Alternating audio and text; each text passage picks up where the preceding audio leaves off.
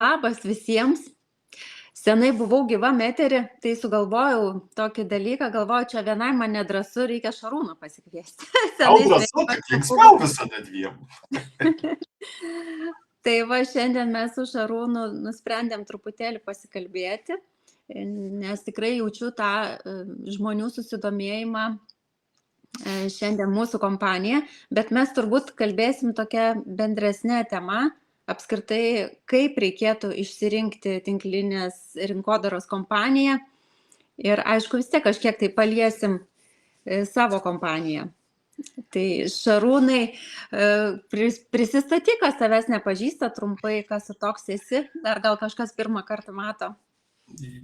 Jo, ačiū Toma, tikrai įdomu, tikrai aktualu, nes apie tiek turbūt tinklinę rinkodarą, daug mitų, padavimų ir legendų sklinda ne tik Lietuvoje, visam pasaulyje, tiek turbūt apie PM sklinda daug mitų ir padavimų, tai tiesiog galbūt reikėtų pasakyti tai iš pirmų lūpų, ką mes šiandien ir padarysim su tavim, ir sudėlioti tam tikrus taškus ant jų. Tai kaip minimum tie, kurie pasižiūrės iki galo, išgirs įvairių momentų esminių, kurie yra svarbus, vadinkim, šiame versle ir ant kurių tų grėblių, vadinkim, dažnai yra pasimaunama ir aš pats juos visus praėjęs ir Toma visus, daugumą jų, jeigu ne visus irgi praėjus.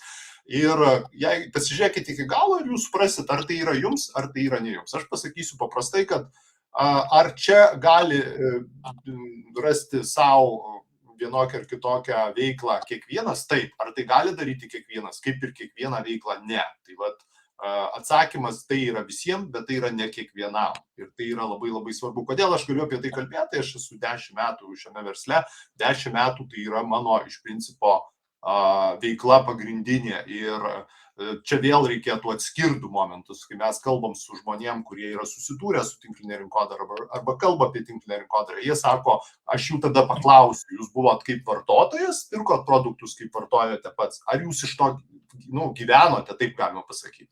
Ir čia vėl reikia atskirti, nes kaip yra, žinai, Tomai, yra toks pasakymas, kiekviena namų šeimininkė iš virtuvės valdo valstybę ir mes to irgi matom labai daug. Tai yra žmogus, kuris nieko bendro su tuo neturi, jisai geriausiai apie tai išmano, jisai bando formuoti nuomonę ir čia turbūt ne tik apie tinklinę rinkodarą, čia liečia visą mūsų erdvę ir kas atsirenka tą informaciją, tie iš principo valdo tą informaciją, ne tie, kurie ant tos komunikacijos kartais pasimauna. Tai aš manau, kad tie, kurie šiandien pasižiūrės iki galo, tai yra tiek aš, tiek Toma esame šioje srityje pakankamai daug metų, tai tiesiog, ką jūs tą informaciją darysite, tai yra spręsti jums, bet atsakymus tokius esminius, kuriuos aš savo kažkada radau, kai pasirinkau, perėjau kitą kompaniją, kai apskritai šiame versle, vadinkim, pradėjau turėti tai, ko visada norėjau turėti, tiek čia gali išgirsti.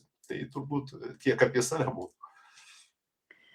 Na tai vis tiek, kaip aš sakau, esi jau tas sidabrinis prezidentas, jeigu žmonės nežino, ką tai reiškia ne tik kažkokią tai apyvartą turėti, kuri yra iš tikrųjų įspūdinga per mėnesį, bet tai reiškia jau ir užauginti po savimi tikrai nemažai lyderių. Tai jeigu tu jau sugebi ne tik savo kažkaip tai padaryti, bet ir įkvėpti žmonės, kad jie sektų tavo keliu, tai manau yra labai daug.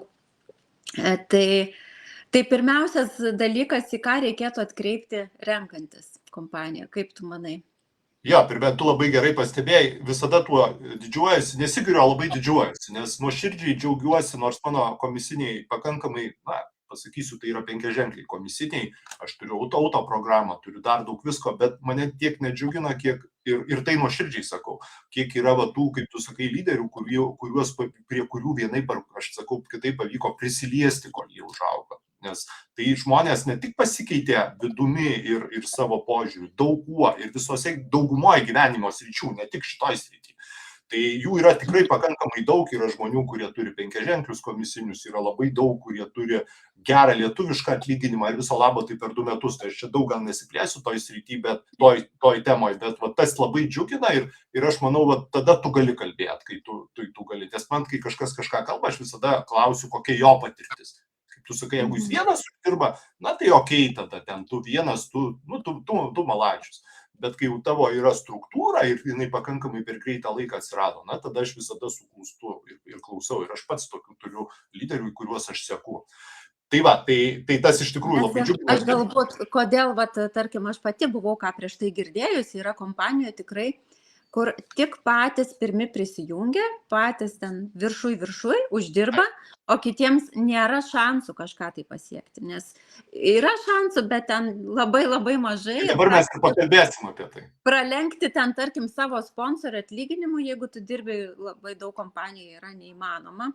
Ir dėl to gal tai ir sako finansinė piramidė, ar ne, kitus žmonės. Jo, pirmiausia, noriu pasakyti, kuo skiriasi tavo minėta finansinė piramidė apskritai nuo tinklinės rinkodaros. Tinklinė rinkodara, beje, Lietuvoje yra asociacija tinklinių rinkodarų. Tai yra oficialus juridinis, asociacija vienyjanti tokias kompanijas. Tai yra legali verslo forma, kuri yra leidžiama. Minėta finansinė piramidė, jinai draudžiama daugumoje pasaulio šalių, be abejo visoje Europos Sąjungoje ir taip toliau. Ir klasikiniu atveju jų gyvavimo laikas, na, tenai turbūt neilgesnis negu, na, bijau dabar sumeluoti, bet pakankamai trumpas, pasakysiu. Tai yra pusmetis, metai, galbūt ten keli metai, o galbūt ir keli mėnesiai.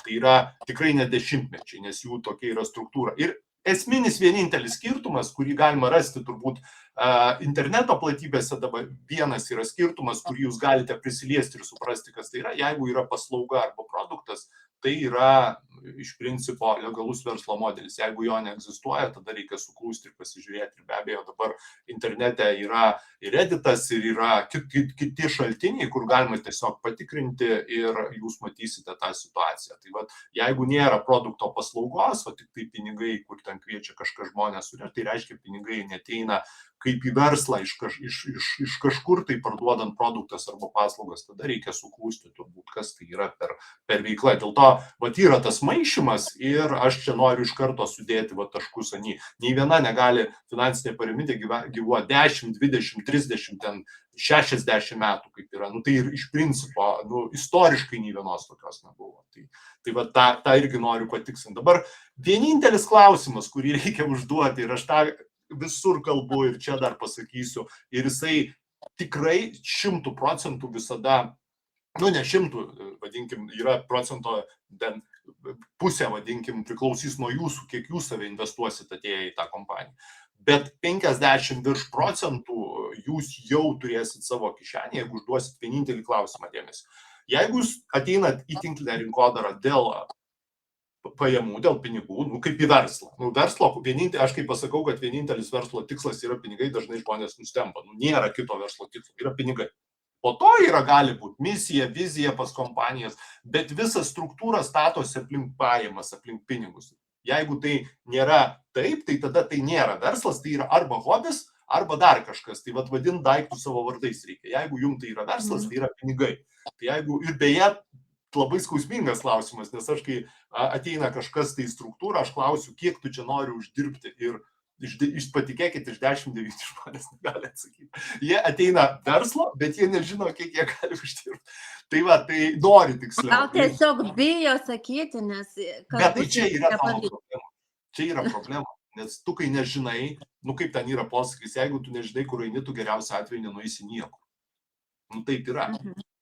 Tai jeigu tu ateini, o aš labai rekomenduoju, jeigu jūs tai vadinat verslu, jeigu tai yra hobis, produktas, tik nereikia jo kišti po pagalbą žmonėm, aš nežinau kiek, bet aš noriu padėti žmonėm, tai tada tai tavo yra, labdaringa kažkokia veikla ir tai reikia vadinti, jeigu taip yra, okei, viskas gerai, bet tada nereikia maišyti pinigų į ten ir taip toliau. Aš ateinu į tinklą rinkodarą, kad noriu padėti žmonėm ir tai yra mano labdaringa veikla arba kažkokia užklasinė veikla, kurią aš darau, už kurią, o kuo skiriasi hobis nuo verslo, už hobį mes susimokam.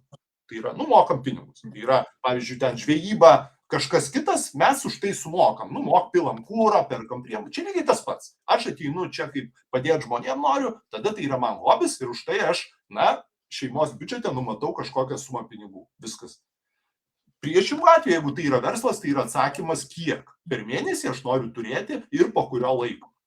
Ir tada vienintelis klausimas, kuris labai daug apsaugotų, vadinkim, žmonių nuo neigiamo požiūrio į tinklinę rinkodarą, jeigu ne visus 100% apsaugotų. Tai yra, kiek per paskutinius 2 metus žmogui, kuris jums siūlo tinklinės rinkodaros kažkokį vieną ar kitą projektą arba kompaniją, kiek per paskutinius 2 metus atsirado žmonių, kurie uždirba tą sumą pinigų, kurią aš noriu uždirbti, naujų. Nu, pavyzdžiui, noriu uždirbti 1000 eurų per mėnesį. Ateina žmogus, siūlo tau, pavyzdžiui, Toma, kiek, ta prasme, tas produktas, čia viskas labai gražu, blogų produktų negamina, apskritai geriausi produktai yra tik tinklinėse rinkodaros kompanijos, dėl to, kad ant to remiasi viskas. Ir tu tada klausi, sakai, žiūrėk, dabar per paskutinius 2 metus aš noriu uždirbti 1000 eurų. Kiek pas tave naujų žmonių atsirado, kurie uždirba 1000 eurų per paskutinius 2 metus?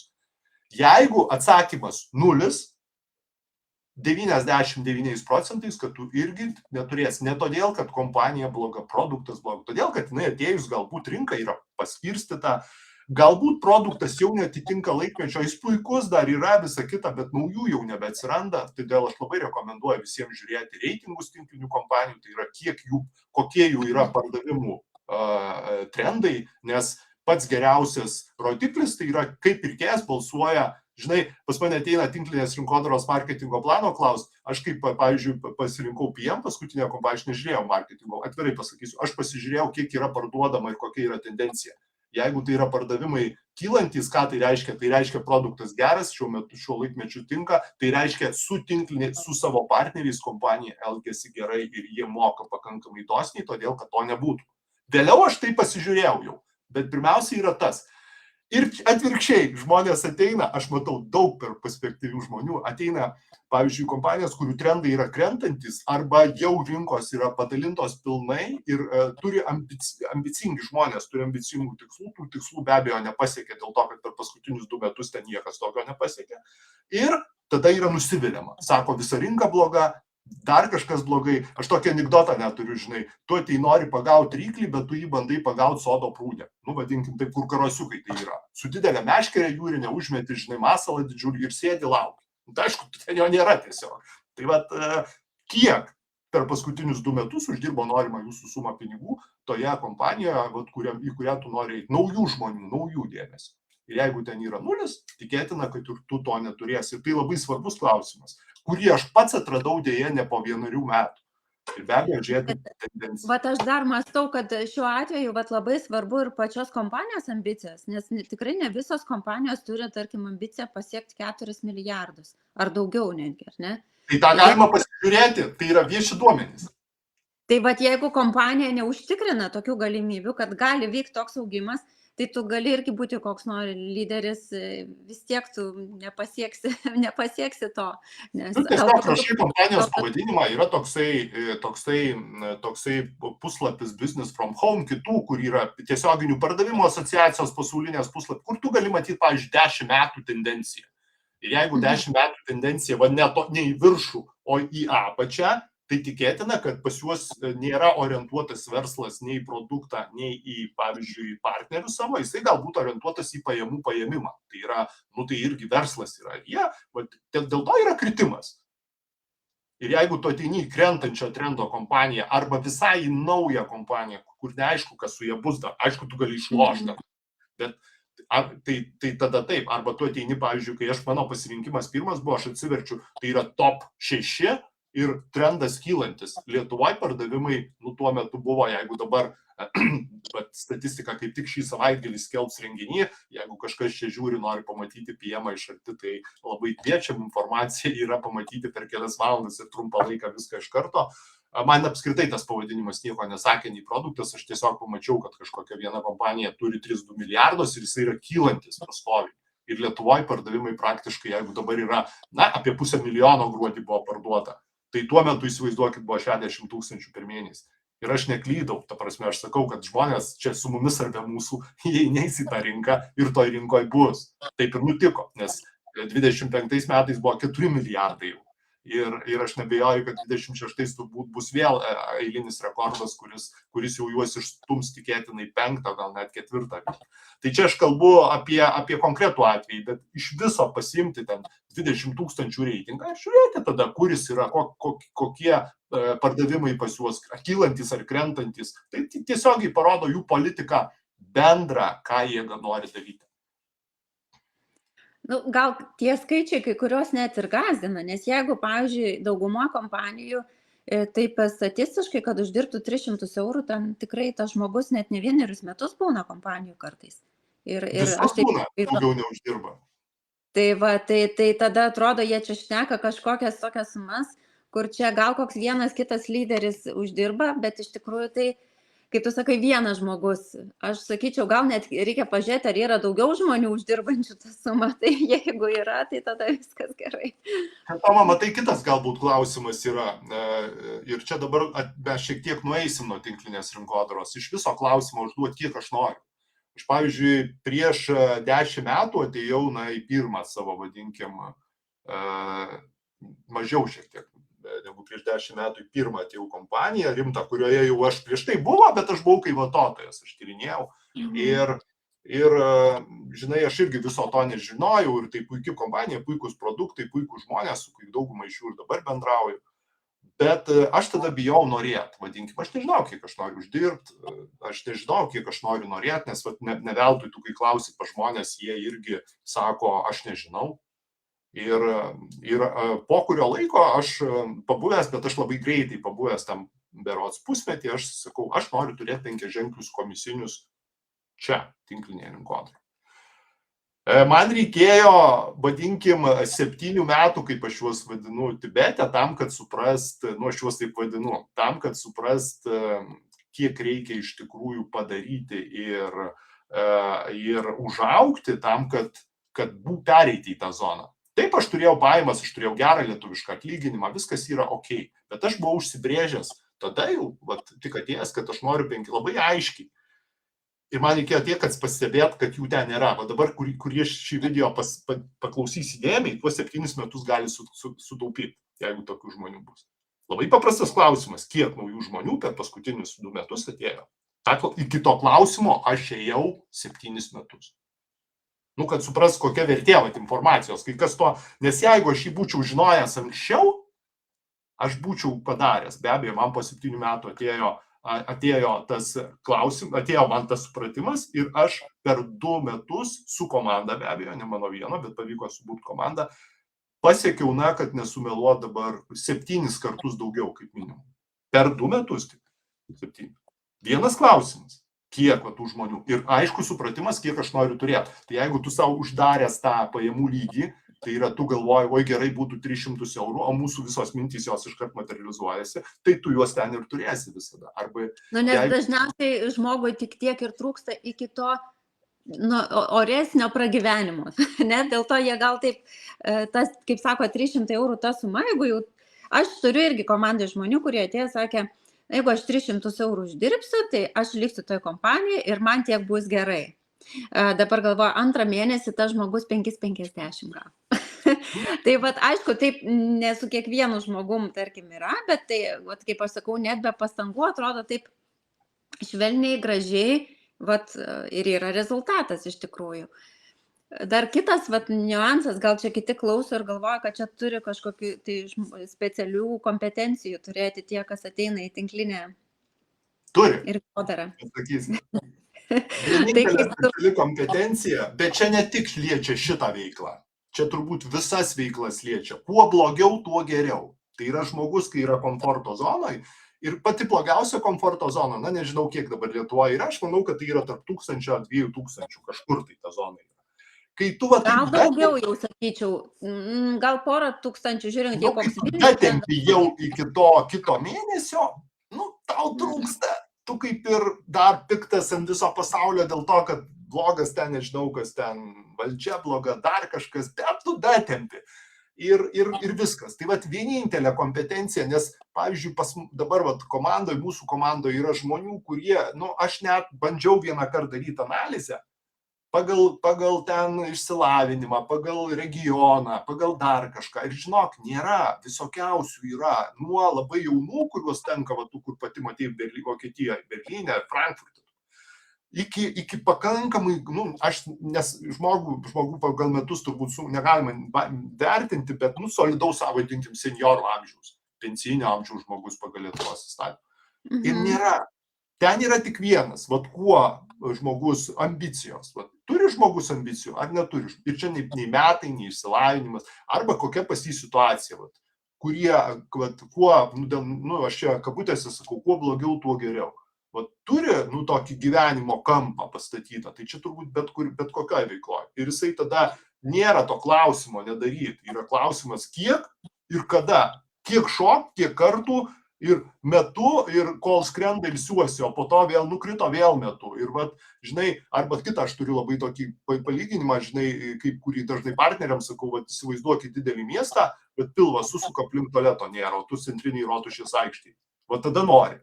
Visa kita tai yra tik tai, kuo blogiau, tuo geriau. Bet aš dažnai galvoju. 7 metai to kantrybės mane laikė, po to davė ir po to tu jau eini, neatsigręždamas. Ir dar tu užkrėti, vadinkim, žmonės, kurie irgi eina ir kurie turi rezultatą. Aš dar galvoju, kad labai svarbus niuansas išsirinkti tokį sponsorių, kuris turi ambicijų. Nes aš irgi stebiu, tarkim, ir ankstesnę kompaniją, kai žmogus irgi versle pasiekia tam tikrą lygį, kai jau jam nebereikia nei plėstis, jis gauna tą atlyginimą, arba net geriau, kai aš esu vienas toks lyderis, o niekas daugiau neauga, nes čia, man nuo to gal geriau. Tai tada irgi yra labai sudėtinga, nes prisiprašyti pagalbos kažko, o kai ateini pas lyderį, kuris nori, pas žmogų, tiesiog kuris nori augti, irgi nori savo tikslus pasiekti, jis visada padės tam prisijungusiam žmogui. Padės jam išsigryninti galbūt, ta pradžia iš tikrųjų yra nelengva, nes kiek tų kartų važiavai į Klaipėdą, į kitus miestus, kalbėti apie produktą, kalbėti apie verslą, tarkim, man iki šiol nėra, tai taip jau labai paprasta kiekvieną kartą, tai čia aš galvoju irgi labai svarbus niuansas yra tas geranoriškumas. Čia, žinok, Toma, kai tu esi pasiruošęs, visada atsiranda tau, kas padės. Kaip sakyti, ne ieškai, kad tau duotų kas. Ne, tau tiesiog reikia tokios tiesioginės pagalbos, kuris su tavim kartu eitų tą kelią. Neduotų. Nes pats blogiausias turbūt dalykas, kuris gali būti su mumis apskritai vykti, kai man kažkas kažką turi duoti. Ypatingai tinklininko. Niekas nieko neturi duoti. Tu viską pasiemi pats, taip gali padėti.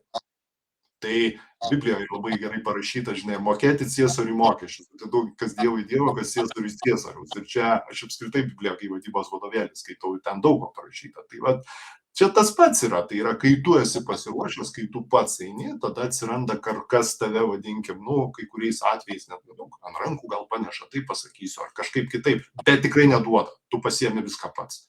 Tai čia tas momentas irgi labai svarbus, nes labai dažnai ateina į tinklinę rinkodarą, žmonės pamiršta, kad čia reikia priimti save į darbą. Ir reikalauti iš savęs, patikėkit, tai yra sunku.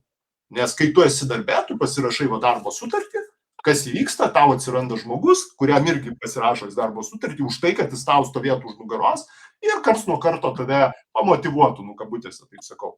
Tai yra, kad tu už tą atlyginimą, kurį tu gauni, kad tu tikrai tau neduotų, o kad tu dirbtum. Jo, čia to nėra. Todėl yra kitas motivatorius, kodėl aš sakiau, kuo blogiau, tuo geriau. Kai yra tai, kas stovi tau už nugaros tavo, nežinau, paskola, tavo metai, kur tu matai, kad bėga ir tu dar nori čia tuose metuose kažką turėti, be to, kad tu eini nuo 8 iki 5 į darbą, nežinau, automobilis, kam namas, kas dar kažkas ir stovi tau už nugaros, tai lygiai tas pats tavo darbdavys. Nes jeigu to nėra, tai tada mūsų organizmas labai taupus yra, jisai neduos energijos, jisai sakys geriausiu atveju, žinai, čia kaltas, ne, čia yra kalta aplinka ir čia apskritai visa tinklinė rinkodara neveikia, o po to nueina į kitą darbą, ten irgi tas pats būna, ir ta prasme, nebent jį gerai įsidarbina su geru vadovu, kuris jau jam duoda, kad jis judėtų į priekį. Šiaip yra gyvenime tendencija, kad žmogus, kuris susikuria savo pats darbo vietą, tarkim, kažkokią tai, nebūtinai ten kažkam kitam, bet savo darbo vietą, jis visada turės daugiau motivacijos padaryti. Visur. Nes jis turi išlaikyti klientus, išlaikyti savo darbo vietą, užsitikrinti atlyginimą. Aš taip jau gyvenu, galvoju, dabar 14 metų. Tai aš kiekvieną mėnesį turiu padaryti kažką, kad aš tą atlyginimą užsidirbčiau. O tie, kas, kaip sako, man neveikia ten nedarbingumas ar dar kažkas. Aš susirgau, aš vis tiek turiu darbus padaryti. O yra žmonių, turbūt, kurie taip įpratę nuo 8 iki 5 ir čia yra tada sudėtinga. Aš įsivaizduoju, kad tada gali būti sudėtinga. Todėl aš Tomai ir sakiau, kad ar tai yra, gali daryti kiekvienas? Taip. Ar tai yra kiekvienam? Ne. Nes tie žmonės, kurie, vadinkim, dirba ir čia tikrai ant jų kai kurių profesijų laikosi pasaulis, aš turiu visą viešą sektorių ir taip toliau, aš be galo gerbiu, mūsų valstybė laikosi pasaulis. Nu, apskritai viskas laikosi ant tų žmonių, kurie dirba nuo 8 iki 5, dauguma sričių. Aišku, verslas generuoja vidaus produktą, didžiąją dalim, visą dalim. Tie žmonės, jie laiko sistemas ir tai jie irgi labai svarbus. Todėl labai reikia atrasti, kas aš esu, čia mes iš vis nuėjom dar giliau, bet taip yra. Dėl to, tu kaip paklausai, aš sakau, nėra nei metų, nei kompetencijų, nieko nėra. Yra tiesiog žmonėm, kuriem tai tinka. Ir jie yra savo vietoje. Ir yra žmonės, kurie ateina į tinklą, dėl to reikia pasitikrinau, pasižiūrėjau. Aš esu samdomas darbuotojas, tą viduj savo pripažink ir eini dirbti samdomą darbą į valstybės tarnybą ir taip toliau ir būsi laimingas. Nes aš kartais, žinok, iš tikrųjų būna ne tai, kad pavydžiu, pasižiūrau, tik aš tikrai nedaug laiko dirbau nuo 8 iki 5 gyvenime apskritai per savo, nes turėjau savo veiklas, bet pabandydavau vis, nes tokiem žmonėm pavydėjau, gal kaip jam fainai, jis atėjo, išėjo, pamiršo. Po to aš pabandžiau, supratau, kad ne, arba tai ne visiškai man, bet gerbiu tuos žmonės ir tikrai viskas ok čia yra. Tai va, reikia žinot, kas tu. Dar kitas niuansas, kaip pat man vieną kartą pasakė, kad čia mes darom labai gerą darbą. Nes mes rekomenduojam tokius produktus, kurie iš tikrųjų duoda labai gerų rezultatų. Žmonės tiesiog geriau jaučiasi, geresnė nuotaika. Tai vat čia irgi dar yra labai didelis privalumas.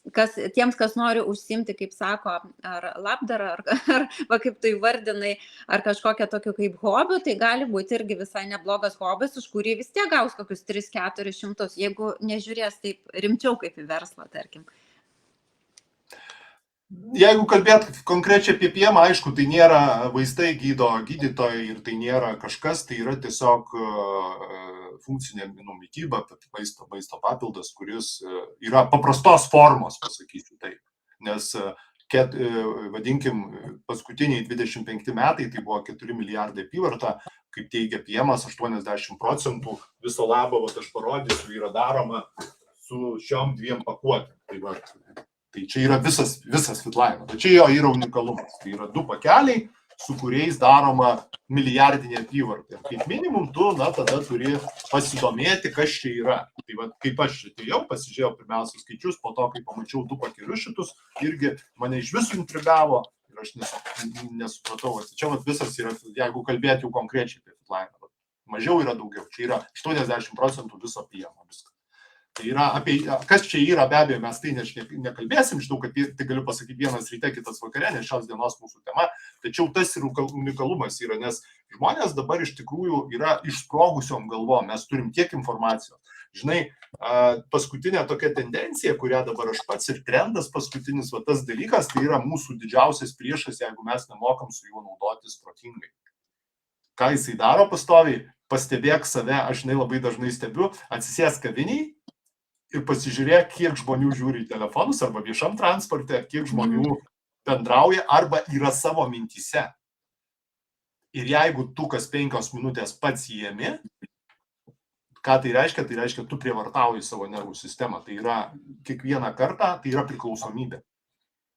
Apie tai, aišku, čia didelė kita tema ir apie tai reikia kalbėti, bet aš kalbu, kad informacijos kiekis yra be galo didelis ir suvesti visą vadinkim, didžiąją dalį, vadinkim, tai pasakau, funkcinės papildomo maitinimo į 2 pakuotės, tai buvo didžiulis iššūkis, nes dabar visai eilė buteliukų įvairiausių yra, žinai, kuriuos tu turi gerti, aš dirbęs gyvenime su dietologais, aš žinau, kas tai yra.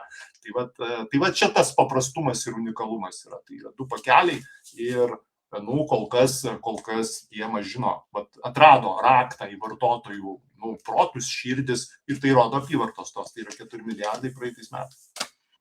Šarūnai, pasakyk, kas ten tiksliai buvo pasirašyta, kokia sutartis dabar, ką mes čia švęsim per renginį, ką Milda pasirašė direktorė. Jo, tai Lietuva oficialiai atidarys, jau mes turėjome biurą, tai yra Vilniuje, Perkūnkiemio 3 turėjome biurą, turi turėti pirkėjo ID, kad ten įsigyti, ten neparduoda be jo, tai yra, jeigu jūs jo neturite, tai kreipkitės pas Tomą, kad jį gauti šiuo atveju, jeigu jums įdomu, be abejo, Fitline ir PM. Tai buvo tas biuras, jis ten logistika biuras ir noriu pasakyti, tik nedaugelio tinklinių rinkodaros tiesioginių pardavimų kompanijų turi biurus Lietuvoje, turbūt ant vienos rankos pirštų galima būtų suskaičiuoti. Tačiau dabar būtent, kada čia praeitą savaitę turbūt buvo jau Liuksemburge pasirašyta oficialus dokumentas, kuriame PM'as atidaro jau oficialią atstovybę.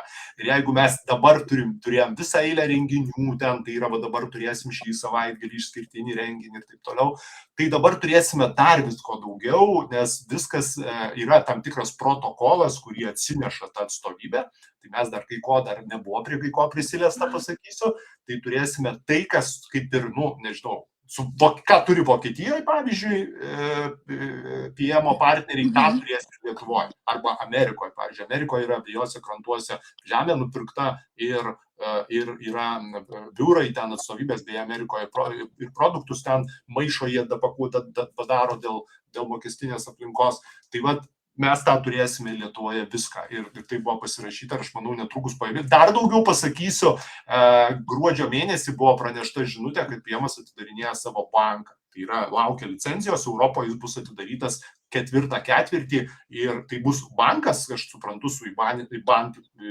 IBANinėm sąskaitom, su turbūt tas automobilius lizinguos, tai aš taip spėju ir daug dar ko bus tenai. Tai partneriai turės savo banką, aš nežinau, ar banką kas Europoje turi, bet bijau sumeluot, gali būti, bet.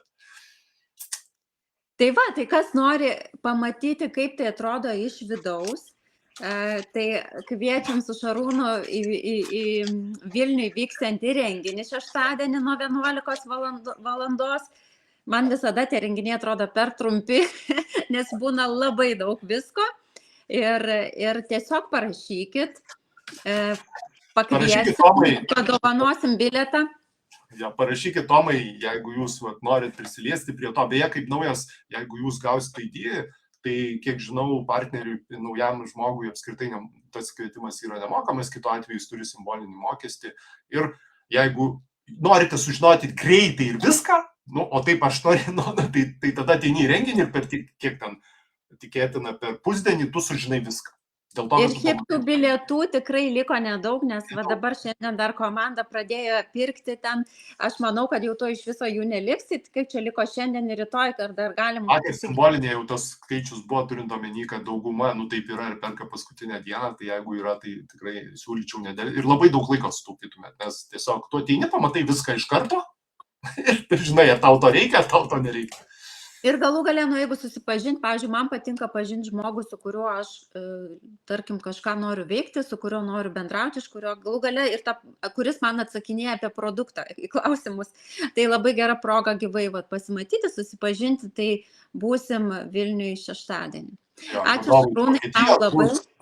Beje, dideli vadovai bus iš Vokietijos ir tas irgi, tiesiog. Tai va, tai tie, kas nori, prašau, šeštadienį, tie, kas, nežinau, išgirdo čia naudingo kažką, aš manau, kad ta informacija, kuri buvo čia pateikta, gali sutaupyti kažkam labai daug laiko. Eisit jūs tą PM, matysit jūs tą Fitline, ne apie tai čia, ta prasme, iš principo daug laiko gali sutaupyti ir ne tik rinkodaroje. Tai pasižiūrėkit tą video dar kartą, jeigu jums čia kažkas surezonavo. Ir ką tada visiems aktyvios savaitės, vasario mėnesį kalbam, linkiu nesušalt, laukiam pavasario. Ir aišku, jeigu surezonavo kažkas, tai uždėkit širdelę, jau neskubėkit. Ir komentarą parašykit. Komentarą kokį, labas, galų gale. Gerai, ačiū Šarūnai, iki tau, žinau, kelionė laukia šiandien, tai sėkmingo kelio. Iki.